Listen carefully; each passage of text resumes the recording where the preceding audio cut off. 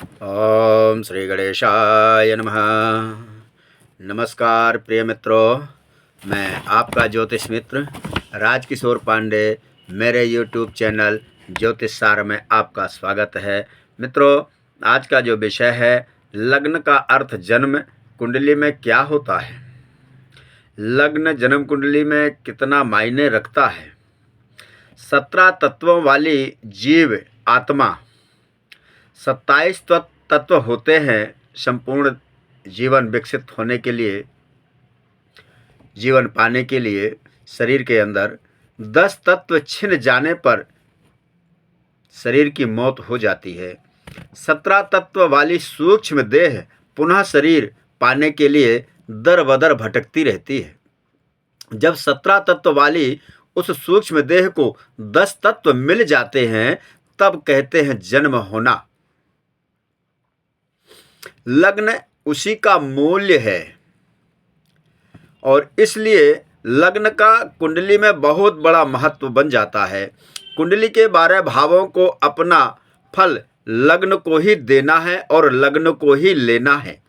लग्न से शरीर की आयु कितनी होगी, कितना मान सम्मान मिलेगा, कितना धन मिलेगा, कैसा परिवार होगा, और इसी लग्न को भाई बहन पराक्रम भी मिलना है। चौथे भाव का सुख भी इसी लग्न को ही मिलना है। पंचम भाव का सूक्ष्म गुरु ज्ञान भी इसी लग्न को ही मिलना है। छठवें भाव का शत्रु ऋण रोग का एग्जाम भी लग्न को ही पास करना है। इसी तरह सारे के सारे भावों का फल लग्न को ही भोगना है। इसीलिए लग्न की बहुत बड़ी भूमिका बन जाती है।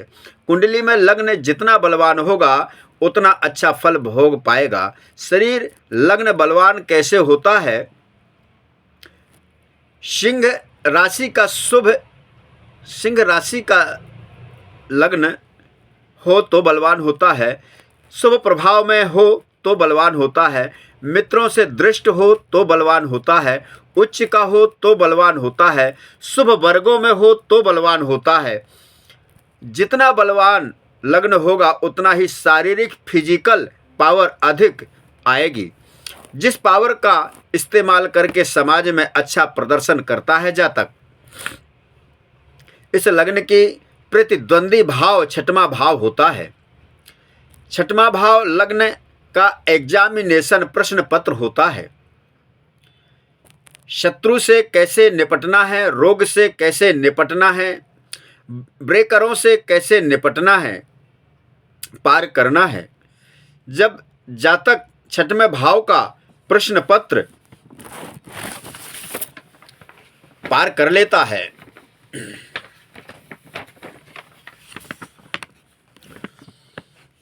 तो प्रश्न पत्र पार करता है, तब उसको विवाह सुख प्राप्त हो जाता है। इस छठवें भाव की भी बड़ी भूमिका है। भगवान राम को मुकुट पहनाया जा रहा था और उसी समय उनके सामने छठवें भाव का प्रश्न पत्र आ गया और वो परीक्षा देने के लिए जंगल को चले गए और उत्तीर्ण होकर के अपना कर्तव्य निभाया राम जी ने।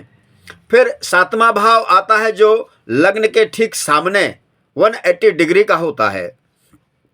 ठीक आमने सामने 180 डिग्री का होता है। लग्न वक्ता होता है, लग्न सामने वाले को बोलता है। 7वां भाव सामने वाला होता है जो दृष्ट होकर के देखता है और सुनता है। सप्तम भाव श्रोता होता है। सप्तम से सप्तम कालांतर में पति पत्नी का भी स्थान होता है सप्तम भाव, और व्यापार कारोबार का भी होता है, माता के पराक्रम का भी होता है। और इसके बाद भाव नंबर 8 आता है, अष्टम भाव जिसे कहते हैं।